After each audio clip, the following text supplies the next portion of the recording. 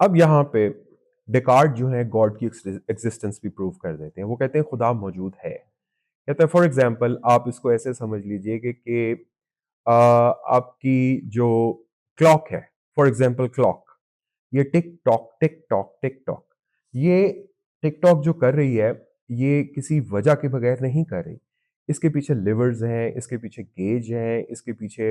Minute किस्म की fine machinery लगी हुई है जो इसको मूव कर रही है। तो डेकार्ट कहता है कि अगर मैं किसी को कहूँ कि क्या तुम इतना बड़ा पहाड़ बना सकते हो, अब जैसे उसने ऑब्जर्व करके सीखा किसी फॉरेन आइडिया को, उसने 3 लोगों से पूछा, एक ऑब्जर्वेशन तक पहुंच गया, 4 लोगों से पूछा, तो अब वो ये कहता है कि अगर मैं 100 लोगों से पूछूं और वो मुझे मुनासिब जवाब ना दे सकें, और 1000 लोग हो सकता है वो भी मुनासिब जवाब ना दे सके, 1 मिलियन बिल्कुल ही ना दे सकें, तो इसका मतलब ये है कि there is some external reality which is moving this universe, जो कि इन चीज़ों को मूव कर रही है, क्योंकि बगैर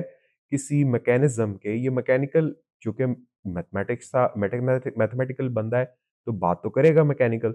तो वो कहता है बगैर किसी मैकेनिक्स के ये पूरी यूनिवर्स मूव नहीं कर सकती। जिस तरह आप यूं समझ सकते हैं कि आपकी क्लॉक विदाउट एक सिस्टम, उसकी सुइयां मूव नहीं कर सकती, इसी तरह ये चीज़ मूव नहीं हो सकती विदाउट द मंशा ऑफ गॉड। तो यहाँ पे वो जो रेने डेकार्ट है गॉड की एग्जिस्टेंस को प्रूव करते हैं।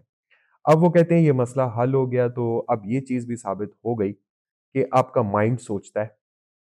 there is a body which is a matter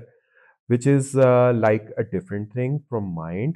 and all the matter is moved by an external force which is God। और वो ये कहता है कि जैसे कि मैंने आपको शुरू में बताया था कि एनिमल्स में और ह्यूमंस में यही फर्क है। एनिमल्स ये नहीं कह सकते कि I think therefore I am, a man can, और यही फर्क है, I have my mind, I ask questions, and with this mind and these questions I can prove Rene Descartes as per him there is a God which moves the entire universe and the things। और ये matter जो है God move करता है, और जो कुछ हम देखते हैं, हमारे पास माइंड है, हमारे पास सोल है,